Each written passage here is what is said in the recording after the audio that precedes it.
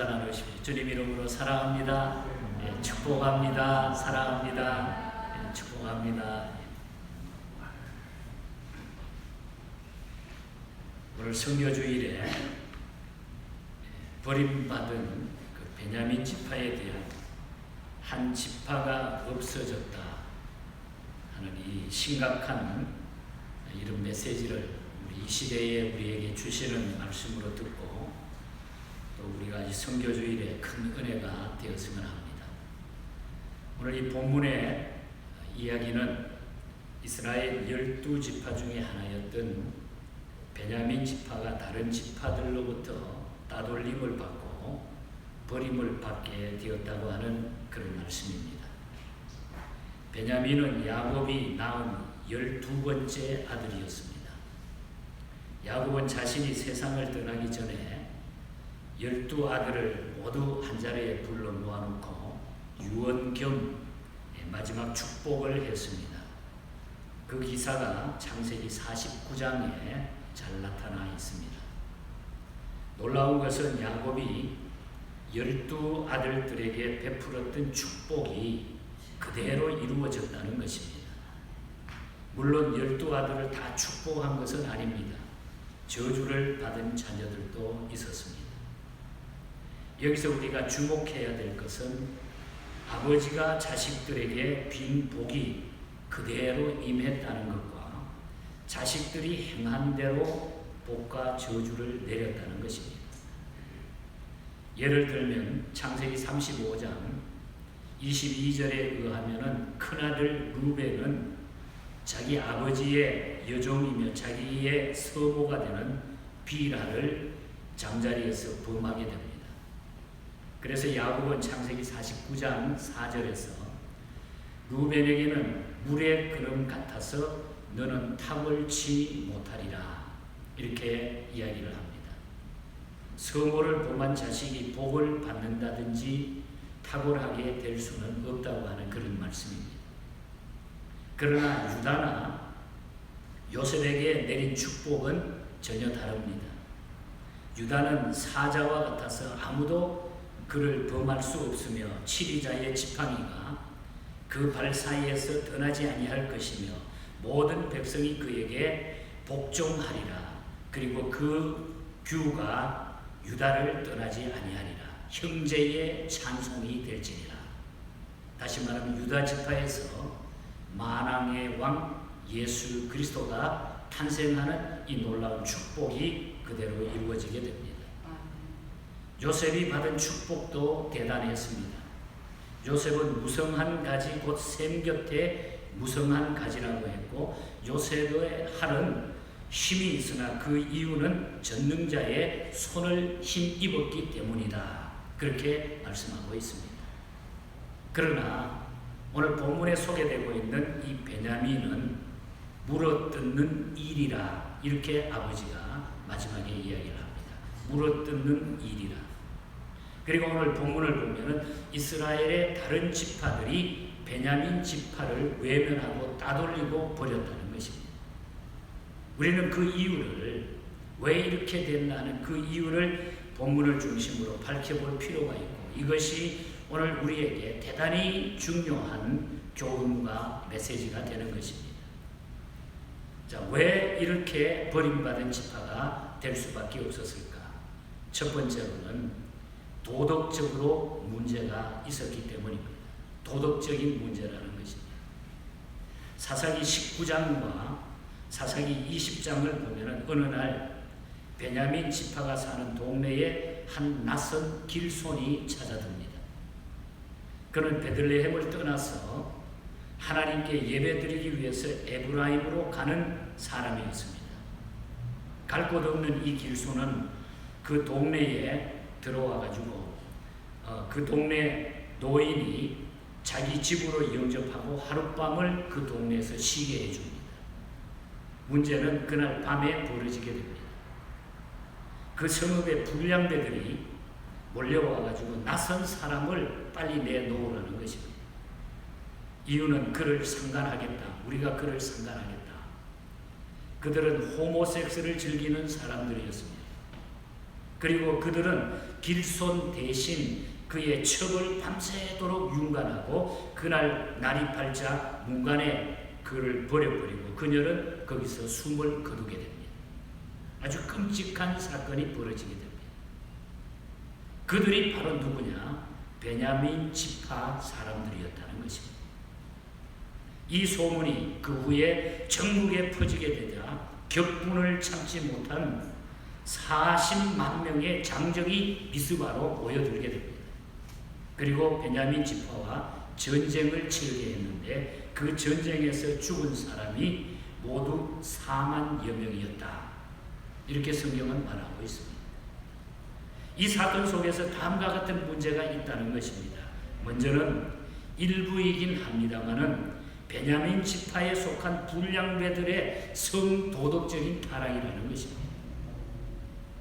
그들은 동성애에는 물론 성폭행도 개의치 않는 그런 사람들이었다는 것입니다. 그리고 또 하나는 여호와의 집으로 가는 중인 사람을 폭행한 거예요. 사사기 19장 18절을 보면은 그 노인은 그는 베들레헴에 갔다가 여호와의 집으로 가는 중이라고 했습니다. 한마디로 요즘으로 말하면 예배 드리러 가는 사람을 폭행한 것이라 그 말입니다. 베냐민 지파의 이 도덕적 타락이 전쟁의 원인이 되었고 전쟁으로 4만여 명이 목숨을 잃게 되었다고 하는 이런 얘기입니다. 도덕성의 문제 때문에. 여러분, 어느 시대나 그 시대의 도덕성을 평가하는 몇 가지 기준이 있습니다. 첫째는 얼마나 질서를 잘 지키는가. 사회라든지 우리는 이 땅에 살면서 법 질서를 얼마나 잘 지키느냐 중요한 것입니다. 두 번째는 윤리관이 건전한가. 윤리관이 건전한가. 그리고 세 번째는 가치관이 올바른가. 가치관이 올바른가. 그리고 네 번째는 가장 중요한 것은 신앙적이냐 하는 문제예요. 신앙적이냐 하는 문제입니다. 저는 사사기 19장을 읽으면서 중국이 생각이 났습니다. 베냐민 사람들이 여호와의 집으로 가는 사람과 그 일행의 길을 가로막고 폭행과 만행을 저지른 그 사건 때문에 동족 상잔의 비극이 벌어졌다고 하는, 하나님의 사람의 가는 길을 막았던, 예배 드리러 가는 사람들의 길을 막았던 이런 형편을 생각하면서 우리가 정성스럽게 선교하고 있는 저 중국과 북한 땅을 기억하게 되었습니다. 얼마 전에 국제 종교 탄압 실상을 다루는 잡지인 비러 윈터라고 하는 이런 잡지에 최근 기독교 신앙을 포기하지 않는다는 이유로 감옥에 갇혀 있는, 그리고 바퀴벌레를 먹어야 했던 한 중국인의 기독교인 남성의 충격적인 보도를 이 잡지에서는 해주고 있습니다. 리경이라고 하는 중국 남자입니다. 리경이라고 하는 분인데, 이분은 예수 믿는 것 때문에 잡혀가지고 공산 정부는 그 감옥에 집어넣어놓고 계속해서 24시간 그 죄수들 가운데서도 이 사람을 감시하게 합니다. 그리고 그 감옥 안에서 계속 유교 사상 중심을 원칙으로 알리기 위해서 매일 거기에 대한 비디오도 보여주고 음악도 들려주고 해가지고 세뇌를 시킵니다. 그리고 또 말을 안 들으니까 자기가 소속되어 있는 교회 단체를 막 헐뜯는 그 내용의 비디오를 갖다 또 보여줍니다.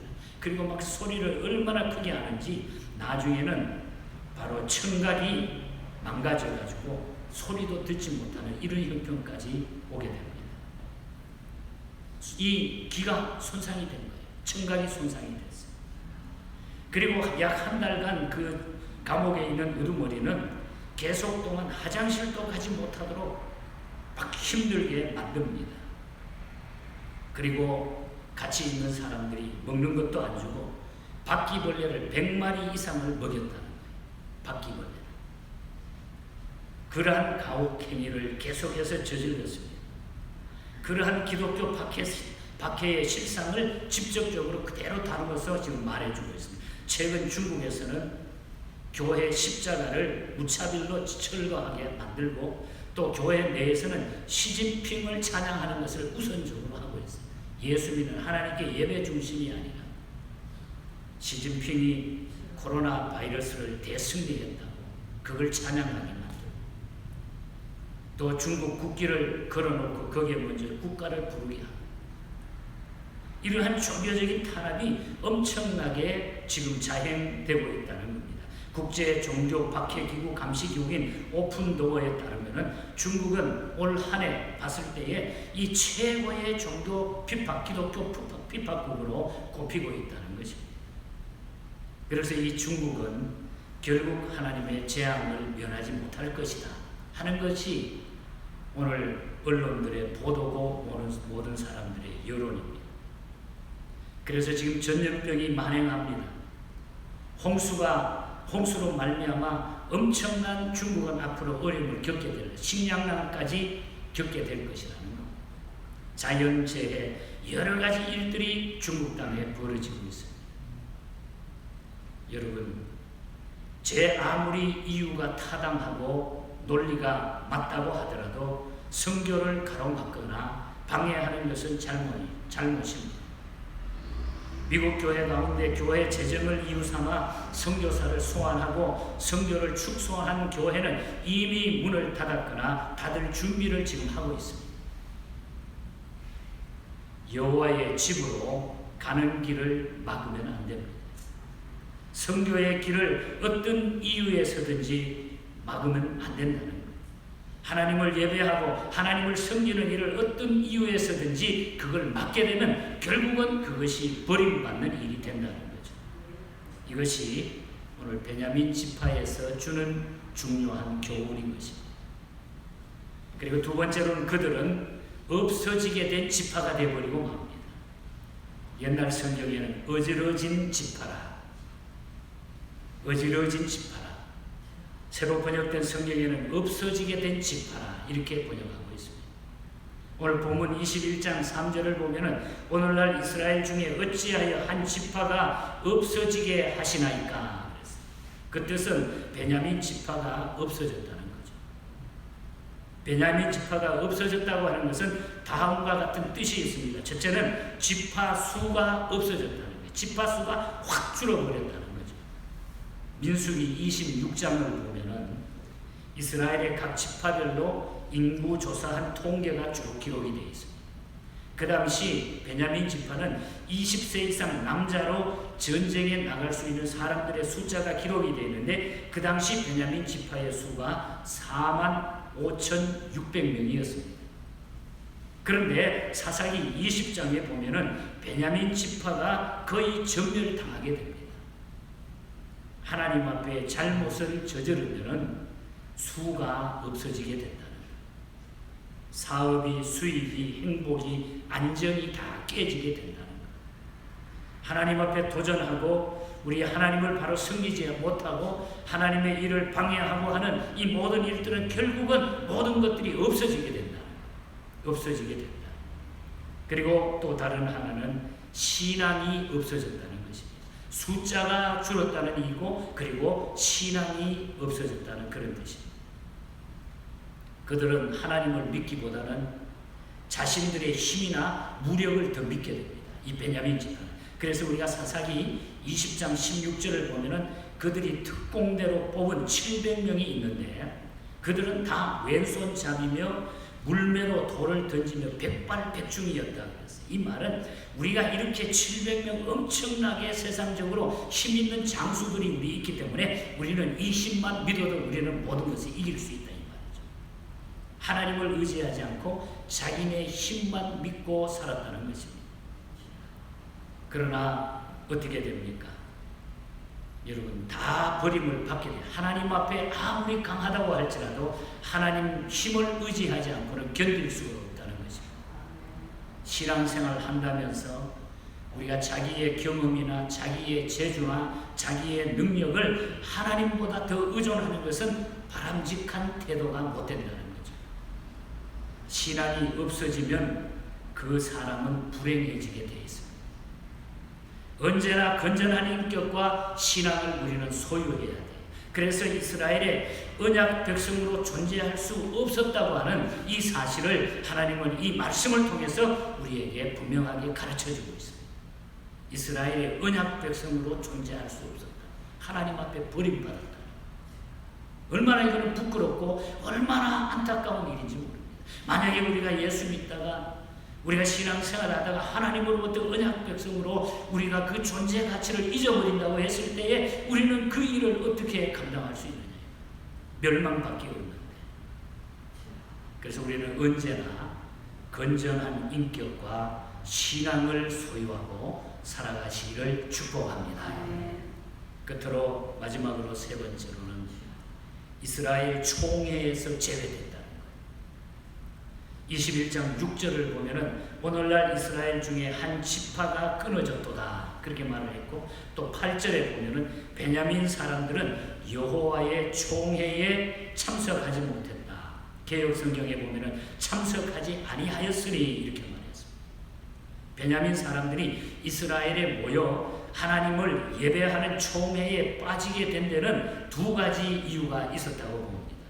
첫째는 그들 자신이 하나님께 나가 예배드리는 행위를 과소평가했기 때문입니다.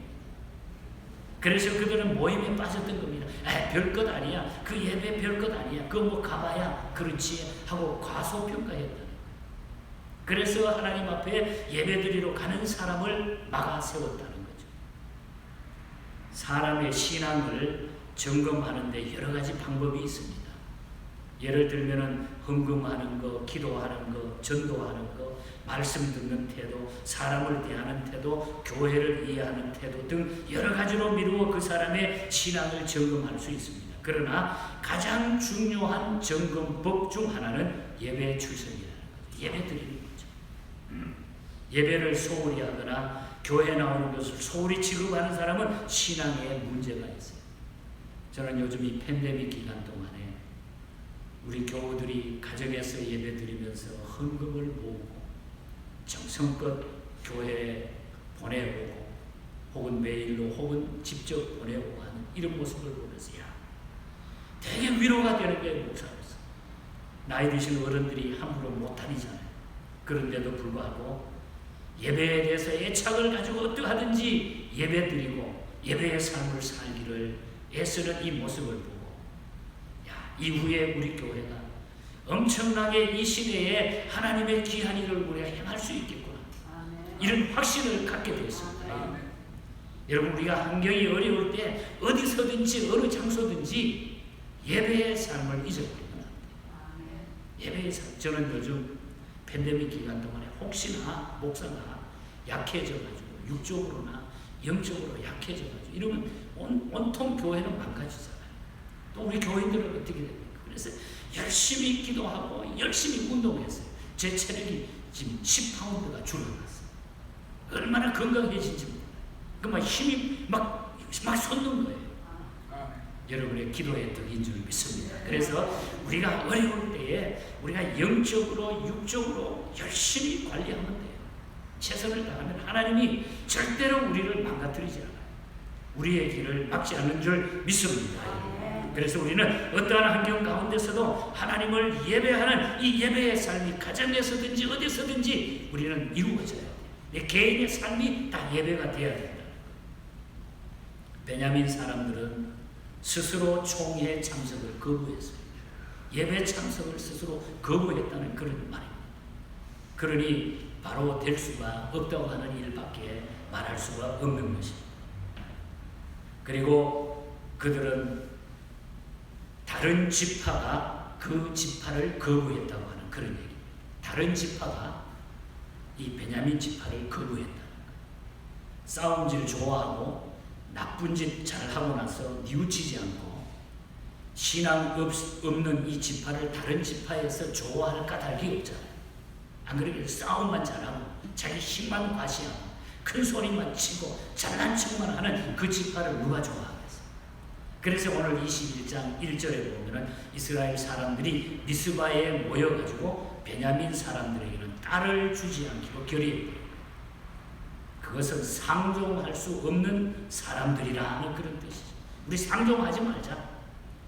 그래서 자동적으로 버림받게 되는 거예요. 자기네들끼리. 베냐민은 야곱의 12번째 아들로 막내로 태어납니다. 그리고 막내라는 이유로 야곱의 사랑을 독차지하다시피 하면서 자랐습니다. 그러나 유다나 요셉처럼 믿음이 좋은 아들은 아니었던 것입니다.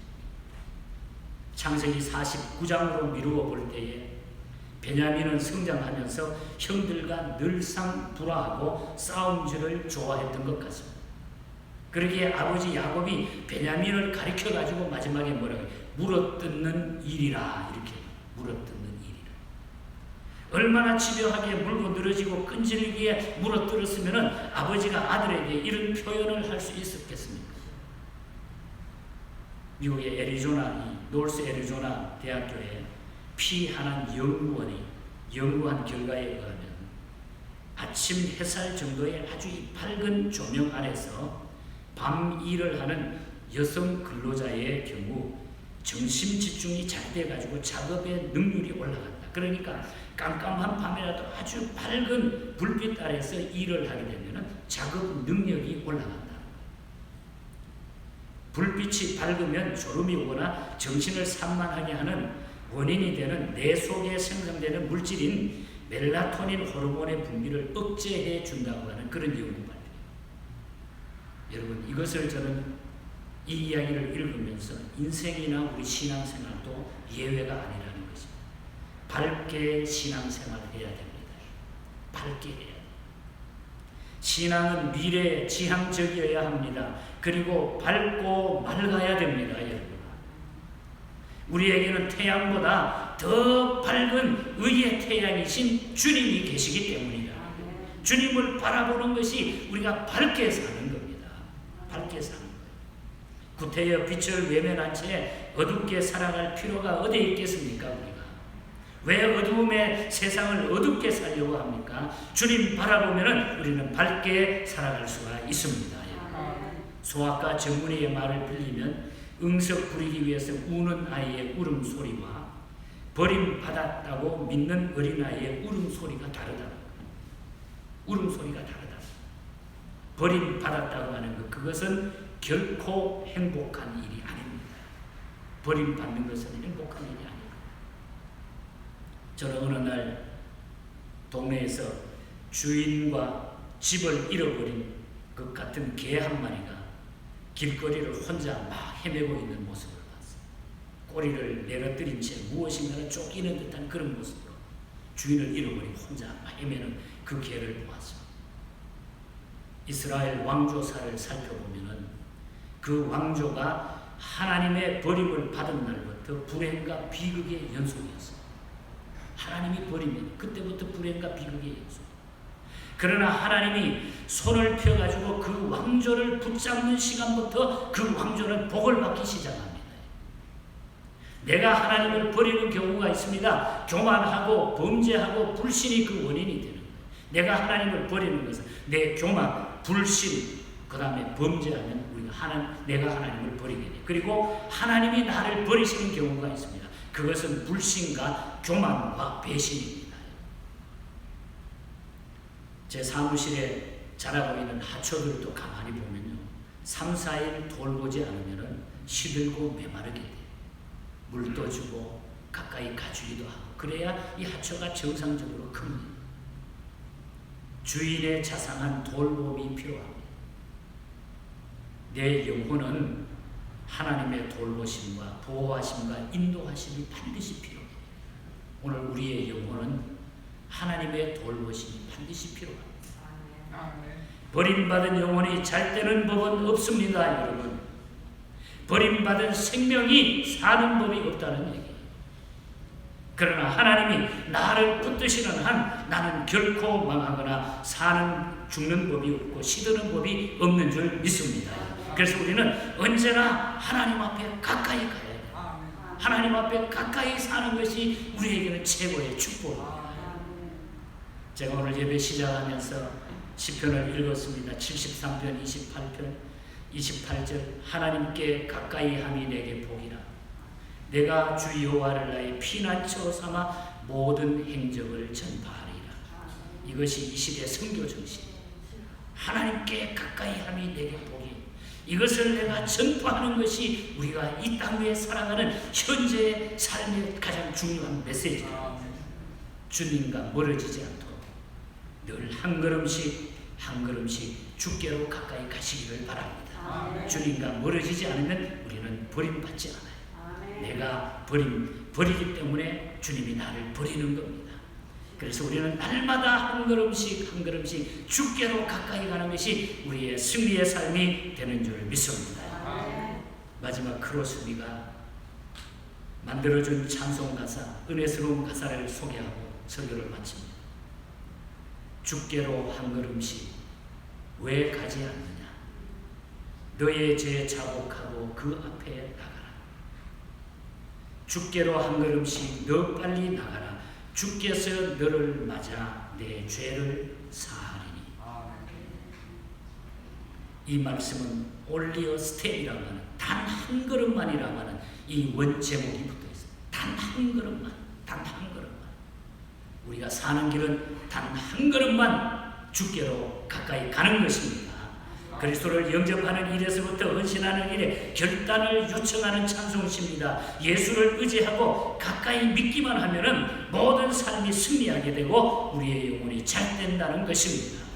3절 가사를 보면 주께로 한 걸음씩 주의 바 따라 기회를 잃지 말고 내 마음 정하라.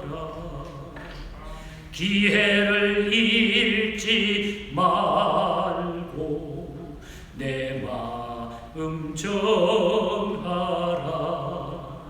한 걸음씩 한 걸음씩 주께 나오라. 주님께 아뢰이며 너복을 받으리라. 값없이 주는 은혜 너 거절 말아라. 값없이 주는 은혜 거절하지 말고 오늘도 주님께 한 걸음씩 한 걸음씩 가까이 가는 우리 모든 승리자가 되시기를 주님 이름으로 간절히 축복합니다. 하나님 아버지 감사합니다. 감사합니다. 이미 하나님의 자녀로 삼으시고 하나님의 백성으로 삼으시고 이 마지막 시대에 존재할 이유가 있기에 우리를 이 땅 위에 지금까지 남겨주시는 줄 믿습니다. 끝까지 주님께 한 걸음 한 걸음 가까이 감으로 하나님의 놀라운 뜻을 이루는 도구가 되게 하여 주시옵소서. 이 어려운 때에 어떠하든지 주의 복음을 전하기 위하여 끝까지 하나님의 교회와 우리에게 주신 사명을 감당하는 저희들이 되게 하여 주시옵소서. 저 중국 땅에 북한 땅에 주의 복음이 증거될 수 있도록 새로운 역사를 하나님 이루게 하여 주시옵소서. 우리의 간구와 우리의 헌신과 우리의 시간이 우리 하나님의 뜻을 나타내게 하여 주시옵소서. 거룩하신 예수님 이름으로 기도하옵나이다.